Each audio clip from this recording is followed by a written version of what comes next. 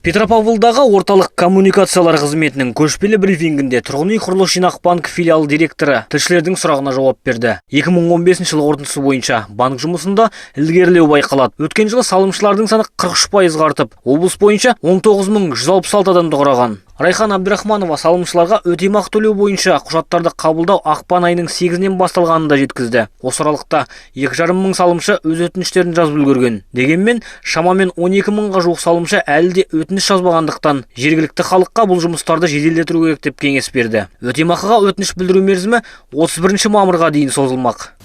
Для получения электронно-цифровой подписи, которая необходима для... Өтемақы үшін қосымша келісімшарт жасасу электрондық үкімет сайты арқылы да біздің банк сайтында жүргізіледі.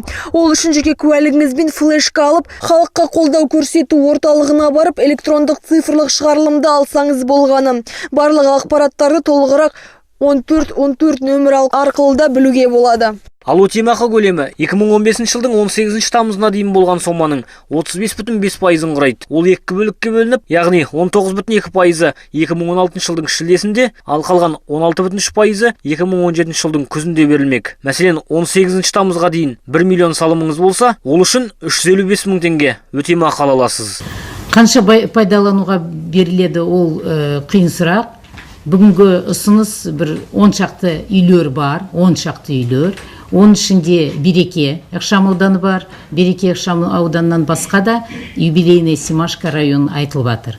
Бірақ келісім шарттар әлі жоқ. Банк филиал директорының есебі аяқталғаннан кейін журналистер қойған сұрақтарға да жауап берді. Тұрғын үй құрылыс жинақ банкіндегі биыл сомасы өзгерді, квадрат метр 100 мың теңге емес, 1 квадрат метрға.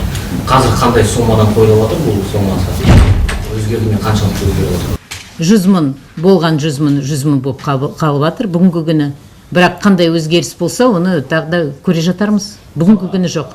Однокомнатный квартираны алсаңыз, ол 36 квадратный метр болса, сонда 3 миллион 600 болады. Мысалы, 2 бөлмелік үй 60 квадрат болса, онда 6 миллион.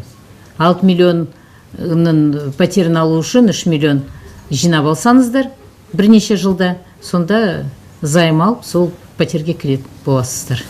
Сонымен бірге биылғы жылы шамамен 7 баспананы тұрғын үй құрылыс жинақ банк арқылы тапсыру жоспарда бар дейді. Айта кеткен жөн, конкурсқа қатысу кезінде бір пәтерге шамамен 16 адам өтініш жазады екен. Бұл тұрғын үй құрылыс жинақ банк арқылы берілетін үйлердің сұранысқа ие екенін білдіреді дейді.